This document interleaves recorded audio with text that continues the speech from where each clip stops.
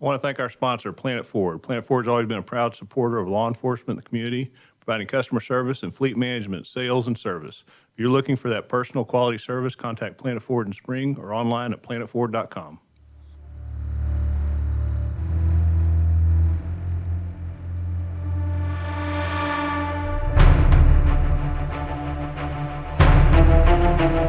You're listening to Crime Scene Today, where we discuss current, future issues in law enforcement, forensics, crime scene investigation.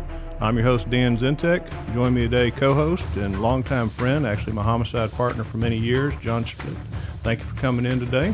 Yeah, glad to be here. So we're going to be talking about a case that we had worked many years ago, back in 2007. Yeah. So this particular case led to a little bit of controversy, sort of an unusual case because of when it happened and the time that it happened. So to give you a little bit of background in the area and things of where this occurred, so we're going to be talking about the murder of Rodney Earl Shamlin. And in this particular case, it happened in Montgomery County, Texas, which is about a population of 600,000 for listeners that are not from this area. And this part of the county is right where a major freeway, it's now 69, used to be 59. I think it actually was 59 back then.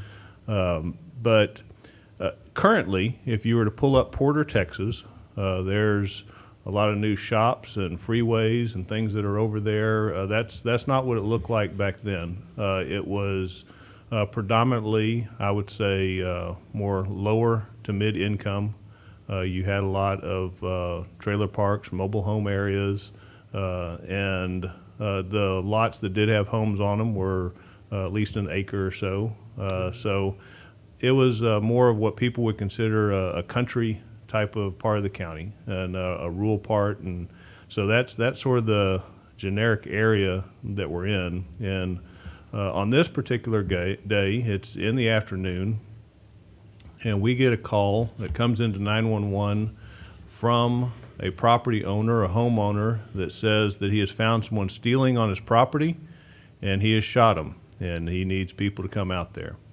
So that's how we get the call, and police respond to the scene.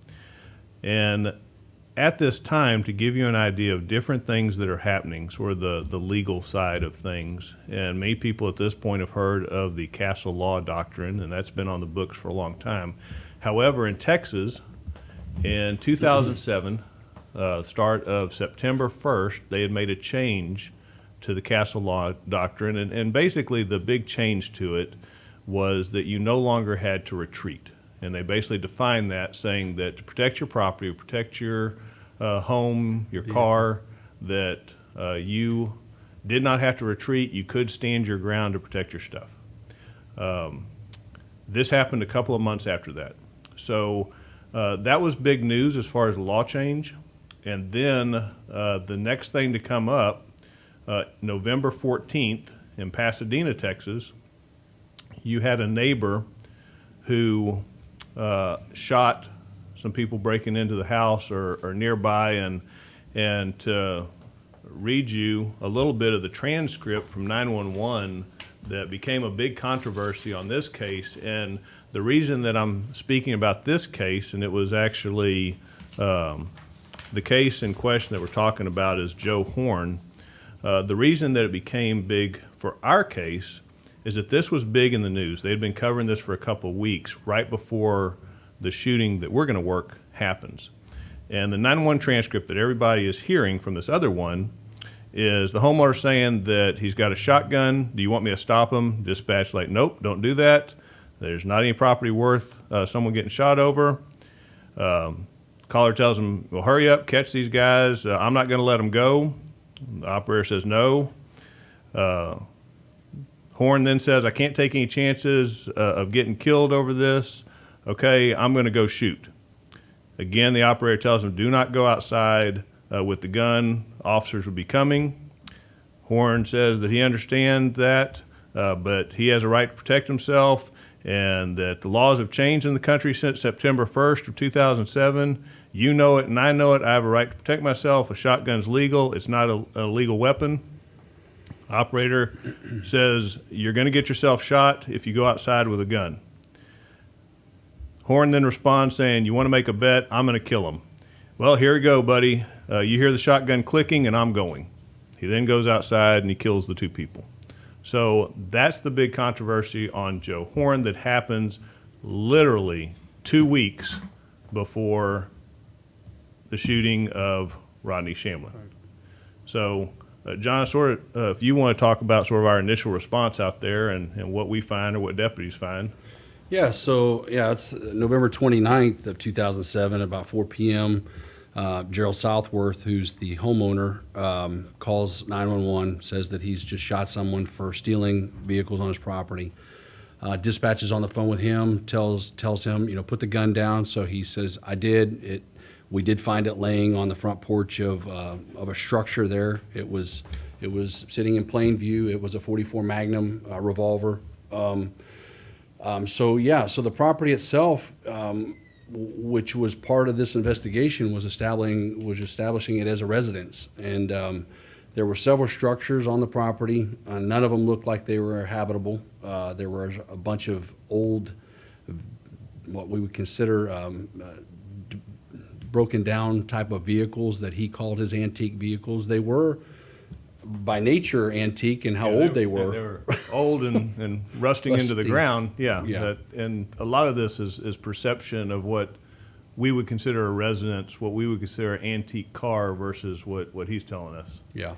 And the buildings had writing all over them, particularly what you would think would be the residence at this house or this property. There's look like people just walked up and took a Sharpie to the door and wrote things on it. Yeah, there's a padlock on it too. I mean, it wasn't a door that you could enter or otherwise. I mean, it was secured. I mean, yeah. So a bunch of old cars on the property, several structures. There was a camper, and that we found out later is where Gerald Southworth was staying on the property. He had said that he had reported several thefts from the property days prior to this. He was having a theft problem where somebody was coming and stealing these antique cars off of his property. So he was going to go camp out there, find out who was stealing them, and put an end to it. And we later find out that that's what his plan was. But So backing up a little bit as far as the stolen cars, the reports that were made, because it plays a factor in some of the things that we talk about with the controversy of all this, of protecting his home and other things that will come up, is he made 2 reports. Mm-hmm. And so how many things were being stolen, and more importantly, where did he make these reports at? So I think that they were with the sheriff's office, if I'm not mistaken. Right. I mean, as far it wasn't at this location. No, he was it at wasn't another at the location. abandoned property. Yeah. So we knew he had lived at it. He lived in what we call East County at another residence. That was his primary residence, and that's the location where he called in and said that the vehicles were stolen. That's where he was generating the reports from. His wife lived at that other property.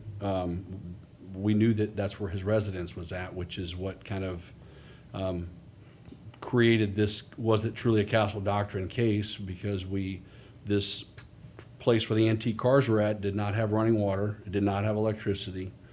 It was literally what you'd call an abandoned property for all intents and purposes that most of us would consider abandoned property. Yeah, no, I mean, obviously, rightfully so. If you drive by a property, and it doesn't matter if things are rusting in the ground, where logically we know somebody owns the stuff, right? Sure. I mean, we can't come on and just take things or whatnot, but we also know what looks like valuable items or what someone has discarded and is not going to do anything with or whatever. Correct, And the property would look like one of those properties that someone would have paid money for someone to clear this property to get this stuff off. Right. And that's more what we're looking at. But, I was surprised in reviewing it, there was, I think, one report reported 10 cars had been stolen, but only 5 that they actually had like VIN numbers for or whatever. And then along with cars being stolen, there was like, I think an air compressor, some other metal type objects, which scrapping metal was really popular in those days, where people would steal copper, just anything that with any metal component, where they could go and take it to a scrap yard and just whatever value they could get for scrap. So they were taking parts off of cars, just metal parts off of some of the cars. They didn't take the entire car, but they were cutting items off of the cars just to scrap them. I know it was a big issue because even the law had changed back then to increase the penalty for stealing metal, scrap metal. We came up with new databases attached to. We had the pawn shop database, then we had the scrap database for people, so we could identify who was taking that stuff there. I remember calls of people waking up with no AC anymore in the middle of the night because someone had literally stole the copper of the AC while they were sleeping. So I mean, this was a common thing that was happening at the same time. So the fact of someone stealing metal really wasn't that surprising. But I mean, getting back sort of to the day of, and what we had found out later. So the day of, we have deputies arrive. When EMS, he's dead. Correct. I mean, there's no pulse. They do CPR. They do take him to the hospital. He has one gunshot wound to the chest. I remember that Southwark made the comment that he was just trying to nick him or something. Wing him, right? Yeah. He was going to wing him. Okay. Now, he shot him with a .44 Magnum. Okay. So this is, I guess, what he's going to use to wing him. Obviously, that wasn't the case. Yeah. So his defense to this, and we're going to talk about some of the logic behind it if there is any, his defense is he's saying that he believed that the person had a taser. Right. So talk about I guess his taser or whatever. Yeah, the taser was actually a battery-powered Sawzall. To add a little bit more to so Southworth's saying that he's sitting in this camper when he hears a motor vehicle pull into the front of the residence, and that gets his attention. The vehicle backs out, leaves, and then moments later, he hears a vehicle coming into the backside of his property. So, and we'll lead up. I guess we can talk about how things led up, but we later find in that vehicle, which is Mr. Shamlin's truck, receipt for Walmart, and for that type of Sawzall or whatever, right? Because we did go pull video from that Walmart later to find that he indeed did purchase a red Sawzall. Just I think it was just hours before. Right. So there was planning as far as buying a saw, going to this property, But the one thing that we have to consider, just at face value, initially going into the scene, is there was no indication, even after our investigation, there was no indication that Mr. Southwell knew that Mr. Shamlin was stealing anything from him previously. All he had at the day of the shooting was someone had walked onto his property during the daytime. Correct. Yeah. And I think one of the big things that we sort of questioned and really was heavy to the side of, are you trying to stop a theft or are you trying to commit a murder? And that is, again, with sort of layout, the police station, what would you say, a half mile down the road at best? I mean, once he called the police, I think the response time was like a minute and a half, 2 minutes. I mean, it was nothing as far as officers getting there. He had a phone with him in his little RV thing. He never called the police till after the shooting. Right. What would you say the distance was between the two? I mean, was there like an immediate threat between him and Shamlin? From the time that he realized that truck had pulled onto his property, I think there was probably 100, 150 yards between him being in the camper and where that truck was at, right, with all of these vehicles in between. So there was ample time. Yeah, there's plenty of time. You could have called. You could have stayed in the trailer and gave guidance as to where he is, what he's doing, as people are coming or whatnot. Right. He chose not to do that. Right. And it sort of leads to sort of what I believe certainly was a predetermined idea of what he was going to do that day. Yeah, I would agree. It's, this wasn't like he was waiting there and someone's finally here, I want them to go to jail. Okay, I'm going to call for some help or whatever. And it was. I mean, it was sort of a trashy lot. And I remember there being like some concrete, I don't know if they were actual barriers or if it was just junk piled up, but I remember concrete because when he left the trailer, he had actually weaved behind these things. Use them for cover. Yeah, to try to approach. I mean, so when he first comes out, he doesn't holler at him. He doesn't confront him. He actually makes his way to get as close as he can before he pops out with the gun. Exactly, yeah. So, and in his words, after he pops out, that the guy raises up what he believes is the taser, which would be very similar to someone just raising their hands to someone pointing a gun at them. So, that's sort of what we start with. And on the day that this happens, Southworth is, I think he was in his 60s, Yeah. and he ends up going to the hospital. Right. He had underlying health issues, heart issues. Yeah. Yeah, so he was complaining of some chest pain or something. So, and certainly these cases, I'll say they're just not cut and dry. I mean, there are a lot of different variables that come into it. So it's probably not one that we would have taken someone to jail that day on anyway. These are things we're going to go and do a bunch of research and investigations to probably present before the grand jury, which is where this ends up going. Sure. But on that day, he doesn't go to jail and he doesn't go for an interview because he goes to the hospital. So after he cleared the hospital that day, and he walked out without, I guess he signed himself out because he left without Against medical advice. against medical Yeah. advice. And then he comes back and he wants to talk. Remember, he said something to the effect of, "I know I should probably have my lawyer here, but I need to tell you my side." Right. Something like that. I remember. Yeah, so he goes in, and he tells the story that we pretty much have told, right? That and he's had these things stolen. He's tired of these things being stolen, so he's been staying there a couple of nights for the purpose of catching someone on the property, and that's sort of what alarmed me. Is like, I mean, are you trying to catch someone and try to stop the thefts, or are you actually hunting someone, right? Right. And when you look in that RV or the trailer, I guess, as you said, there's no water, there's no utilities. It really reminded me sort of like what you have at a hunting place, Yeah, right? yeah. I mean, he had a couple of 2-liter bottles of soda, a 30-30 rifle, his handgun, and like an egg crate or some type of bedding or He had whatever. an air mattress. Yeah. He had an air mattress. Yeah, and there was, I think that, there was something, there was a couple boxes of ammo.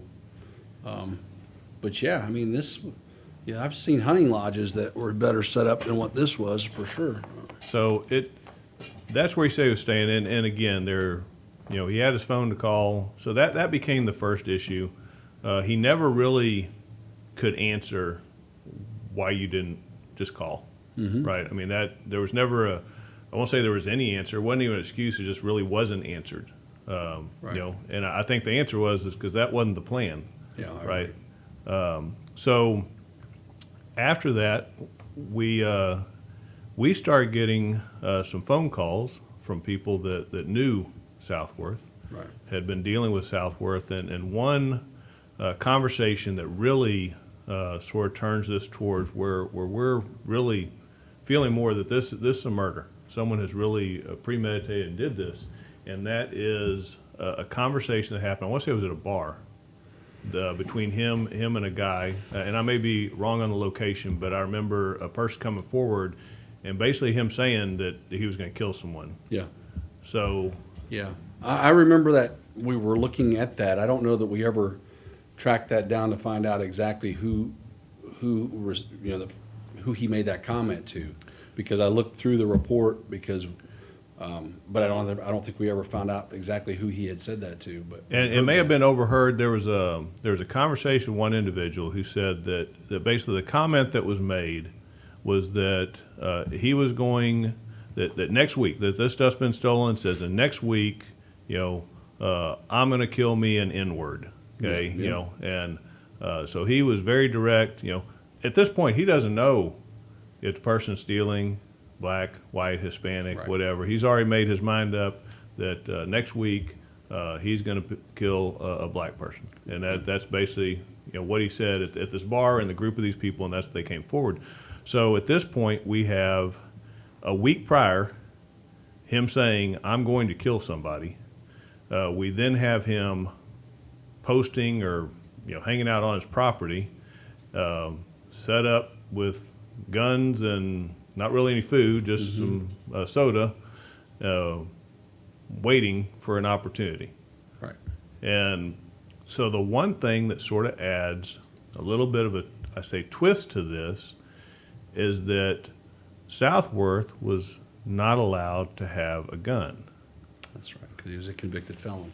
So he had a felony, and so the way for listeners that are outside of Texas, or even ones that are in that don't understand maybe how it works, if you're a felon, you cannot possess a firearm.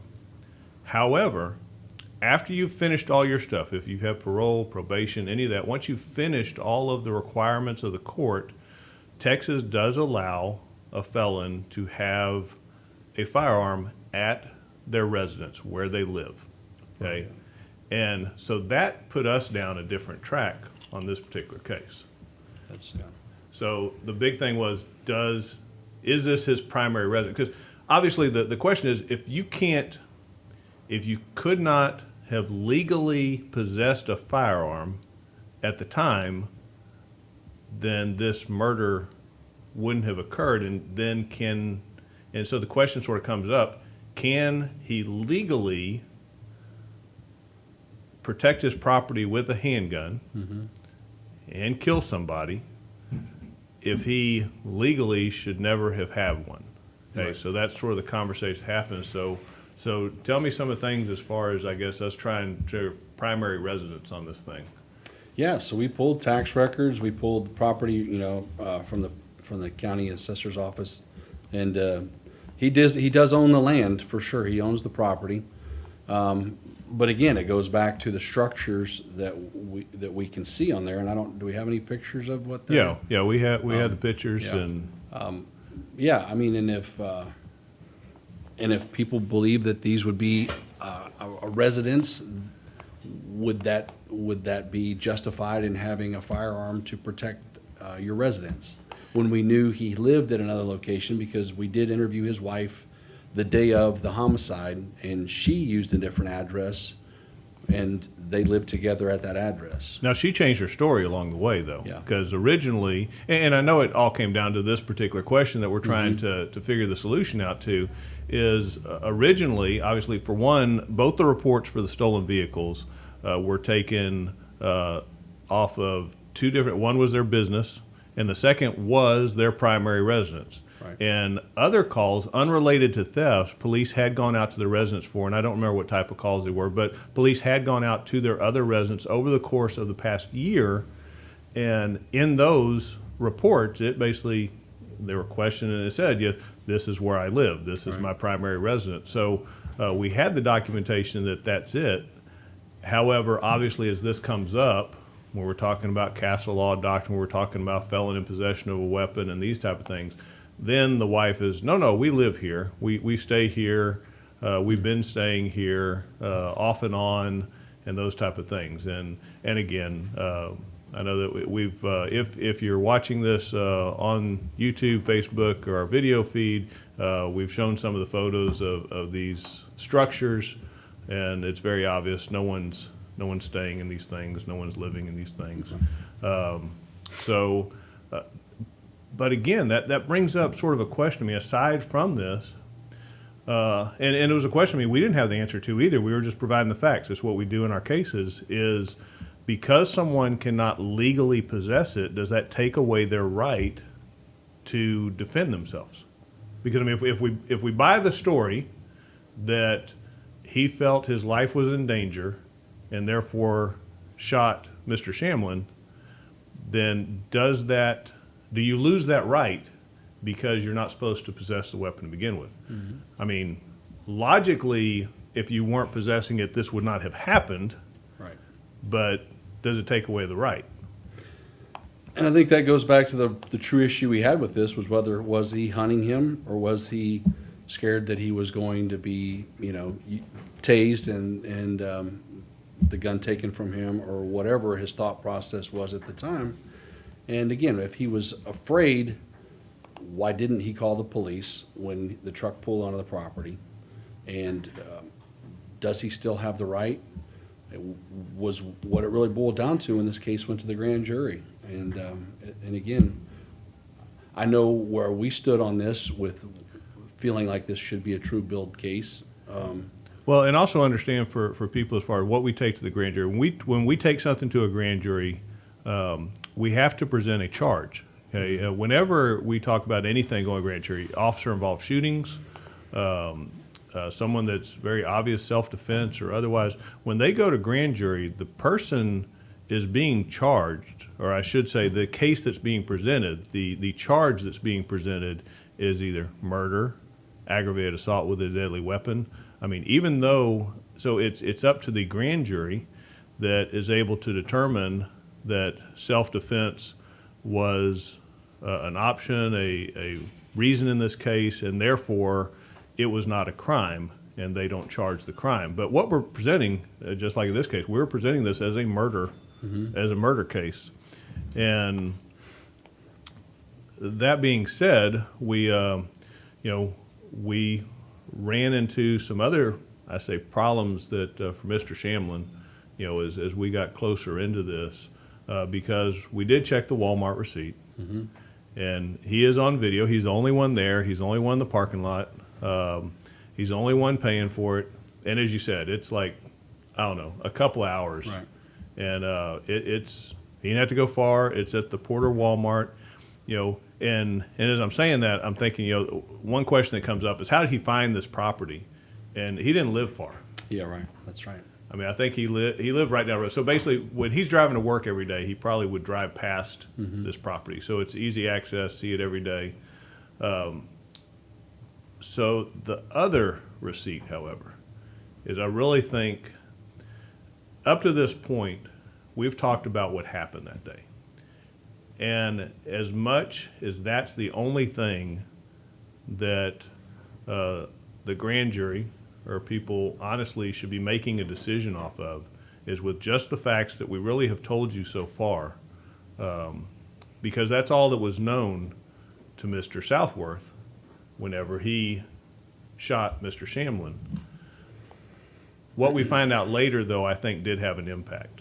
Yeah. And so we found a Walmart receipt, but we also found a scrap receipt. Several. So you're the one who followed up on the scrap receipts. Yeah, he'd been scrapping Mr. Southworth's cars. I don't remember the total number of them, but yeah, he had made multiple trips down to the scrap yards and had pulled trailers across the scale with these vehicles on them.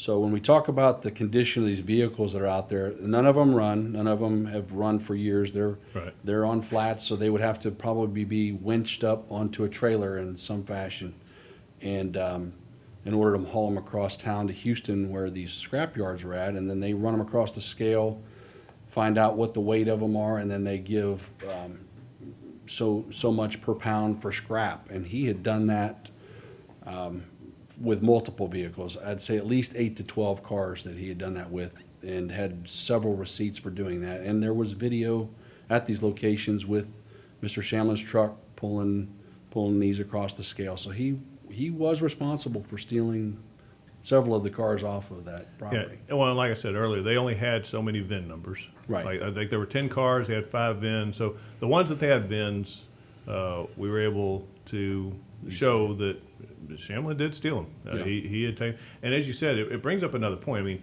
these cars don't move, right? I mean, they have to be winched, they have to be, so, and even though it's an abandoned lot, there's houses around it. Right. I mean, so no one saw him doing this and called it in, I guess, thought anything of it.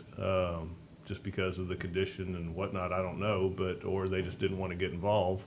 But either way, no one called in. We never heard of any tips or otherwise suspicious vehicles, anything on the property. He would get about how much per car? $300, I think, $300 a car. So about $300. He had done about 10 cars or so.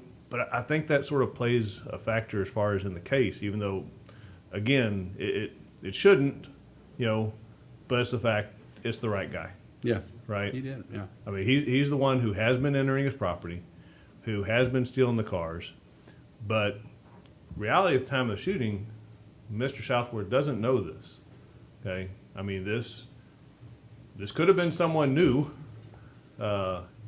and actually, obviously parking there. It could have been someone entering to, I don't know, steal some scrap or otherwise. There was a shed on the property, as I remember, and the shed was loaded with junk. I mean, but it was scrap metal junk, like rebar and other stuff.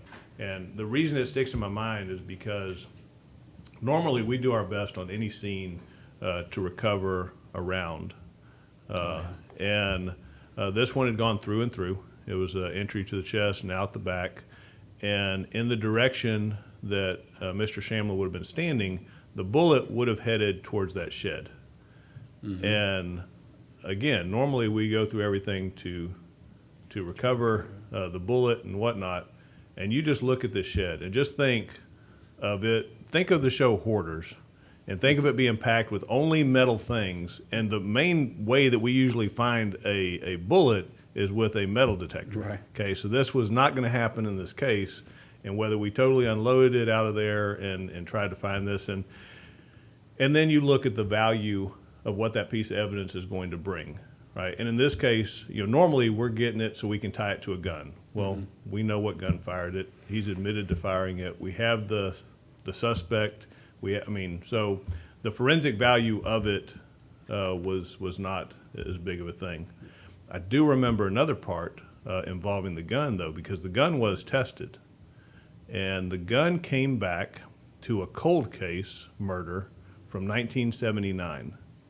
And not that was related to Southworth, but they wanted to know. I do vaguely remember that. Yeah. They wanted to know, did he own it back in 79? They were very interested in talking to him about it, but I don't know that link was ever made. But the gun did come back to a previous murder from 1979, and the cold case was looking into that as far as trying to trace who possibly would have had that gun. But as I recall, I don't believe it was actually linked to Southworth. He just somehow ended up with the gun, and which may sound strange to, again, some other states, but in the state of Texas, when we get the question all the time of, is the gun registered to someone? And the reality in Texas is if you buy a gun from a federal firearms license place, a store or otherwise, then it gets documented who bought the gun. But after you've left the store, you have it a year or two, whatever, and you decide that your neighbor wants a gun and you sell it to him, there's no documentation. 3 years later, he sells it to someone, there's no documentation. The original person who bought it is the one who's going to show on alcohol, tobacco, firearm, federal paperwork when you start tracing it. So there's not, in Texas, we don't have that stringent, a name applied to it. So that made it a little bit more difficult on the 79 case of any type of history of this gun. I don't recall any type of serial numbers, things being scratched off or otherwise, but so that was the other issue that came up. So we go back to he should have never had it in the first place. Okay, and then we're dealing with, again, the media on the Castle Law Doctrine. And I think everyone is in agreement on the fact of protecting your property. Yeah. Right? So you have people that know the reason behind it, meaning the reason behind the law, and we totally agree with that, and people having their right to bear arms and protect their property and everything else. These two cases, the Joe Horn and this particular case, brought to light some other issues. And that is, you don't have to retreat, but I guess the question is, do you have to advance? right? Yeah. I mean, both were secure. Joe Horn and Mr. Southworth. They're secure in a location that there's not any type of immediate threat. I don't know the particulars of what was happening in the Joe Horn case. I do know, I think it was a burglary or something. So maybe they were about to leave. I don't know that particulars. I know in this one, nothing had even been stolen yet. No. He hadn't even started cutting on anything. Obviously, by the history we find, that was his goal. He was going to do this. And I also sort of found that odd is the other times he's stealing a whole car. So I'm not, obviously we never had an opportunity to ask, is why just the saw this time? Yeah, he didn't have a trailer hooked up to his truck that particular day. And like I said, those cars were in different conditions of demise, I mean, as far as that goes. So again, it did appear that some of them had items removed off of them. I don't know that we know who did that at any time, but we're only assuming that that's what his intention was there that day, was just to cut some items off from having the little sawzall. But again, the cars had, over a period of time, had been having items taken off of them. So that was why we weren't sure how these were antique cars. It looked like this was something that they were either selling parts off to other people, or nothing was ever going to happen to them. Right. I mean, the original description, it was just one that I found funny, was that they were antique collectible Cadillacs. And I mean, if someone were to describe that, I mean, if I didn't see this scene, if I just think collectible Cadillacs, I'm thinking of like some pristine garage, Right. where you got like these just nice cars everywhere, not the covered in leaves. I'm not sure he needed the actual saw to get some of the parts off of these cars. You probably just grab it and rip it off. So that was unique for that case, but it brought us back to the grand jury. And so by law, we cannot talk about anything that happened in grand jury. Those are secret proceedings. We can only talk about the results. And those results are that they did no bill Mr. Southworth. Right. Which when they no bill, they say they're not going to pursue charges. They believe that no crime was committed to be charged, or at least they believe there was not enough probable cause to move forward with a charge to go to court. So we don't know specifically in their minds or otherwise, because again, it's a secret deliberation for many purposes, that we don't get to hear the feedback on why you thought this or why you didn't think this. So we can only speculate. And my personal speculation is that I think the fact that he was the one stealing the stuff, that he was the one who actually had stole the 10 previous cars, that he actually shot, I don't really want to say it as much, but the right guy, right? I think that played a big factor. Yeah, I would agree. I mean, and I know, the charges was presented as a murder case that particular day, but I think we did follow up to see about pursuing felon in possession of a firearm on him after that was no billed. We felt like there was still the question of whether he still Should have had a should have firearm. had the firearm to begin with, and obviously they didn't think that there was any grounds for us on that. But I just think that was one of those that just never really set well, just because of the totality of it. I mean, when we did the walkthrough video with him, and I'm filming it, and you're walking him through, and he shows how he approaches Shamlin on the property, and how he basically hunts and stalks him like a predator would a prey. I mean, how he walks up through the vegetation. He's crouching down. Yeah, He's not standing approaching. He's crouching near the ground and seeking cover. And yeah. And then, like you said earlier, he just kind of jumps out on him with that gun pulled. And then his response was he had a taser, and I was afraid that he was going to tase me, which, due to my heart issues, telling what would have happened, something to that effect. But again, he didn't need to do that to begin with. He never like going back to calling the police, that they weren't even en route at that point where that was an option. It was he pursued him to kill him. And we did ask, have you ever seen a taser? And he never had. Mm-mm. You know what one looks like? No. Yeah. And we also asked, have you ever seen a saw? Well, yeah. Right. Have you seen a saw like this one? Well, yeah. So you know what a saw looks like. You don't know what a taser looks like, but we're going to say it's a taser. Yeah. And I'm with you. I think that was the thing that really didn't sit well with me either. For one, also the history. I mean, when you've already made a decision, and I can imagine being extremely frustrated. I don't care if it's abandoned property or POS cars. It's still your stuff, right? Sure. I mean, and when things are getting stolen off your property, you get irritated. And I mean, we've all had people tell us, man, if I was home, I would have done this. If I was home, I would have done that, right? Ever, and then we come up with all new torture ways that people talk about, right? Right. But to actually plan, because I'm not talking about your home and this happens, that to me is a different story. Mm-hmm. But when in my mind, it's sort of the same as like if I told you today someone is coming to burglarize your house, okay, and you don't call the police, go, hey, someone's coming at this time to burglarize my house, or sit somewhere so when they come, it just, you're going to take matters in your own hands. So that's what I saw this as. Yeah. This is definitely just you made the decision of what would happen this day. Yeah, and again, I mean, we never did get the question answered as to, he was going to kill him an N-word. The fact that he was speculating that it was a black person, or he had information he knew that he never disclosed to us that a black guy was taking this off his property.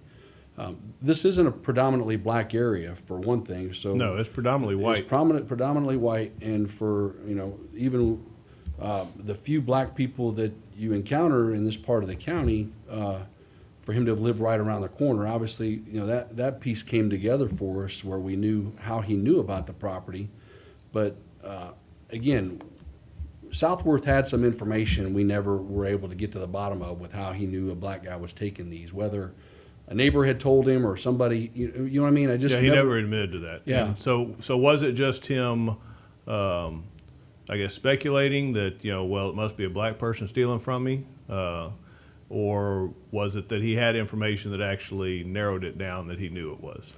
Exactly, because when we talked about scrappers earlier, we both know from our experience working property crimes, there are more white, lower income males scrapping metal than black males. All the cases I talked about, the copper while you're sleeping, Yeah. where those were all, like you said, the lower income, quick buck, let's just be direct, pretty much meth heads, Right. looking for their next fix. It's predominantly white, right? Yeah. And in that area, majority of our crime was predominantly white, Correct. right? So why you jump to this conclusion, but I mean, on that note, so after we had worked our case, after this was done, and I'll give you some words here, not from Shamlin's family, but actually this is from Gerald Southworth's son. So his son wrote me after the fact, and it basically says his name, and he's the son of Mr. Southworth, and he wanted to enter some facts to the case. So I'm going to read directly from his letter.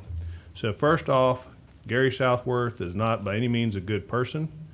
He is very racist and a cruel person. I feel he killed Mr. Shamlin in cold blood. I feel he set out to kill him. For what I have heard from the news and my mother, as well as what I know of my father's character, Mr. Southworth is a cold-blooded killer. So that's coming from his son.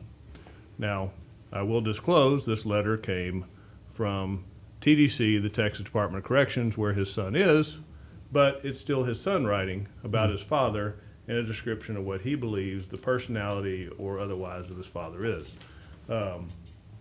Again, we sort of all have opinions of what could have been done different that day. I would hope that at some point Mr. Southworth has a different opinion of what could have been done different that day. But I believe wholeheartedly that murder was the right charge. Yeah. I think there were other options. I think that due to everyone's solid belief of protecting your life and protecting your property, and so strongly about that, I think in this particular case was an advantage for Mr. Southworth and took advantage of a belief that most people have and used it a different way. Yep, I would agree.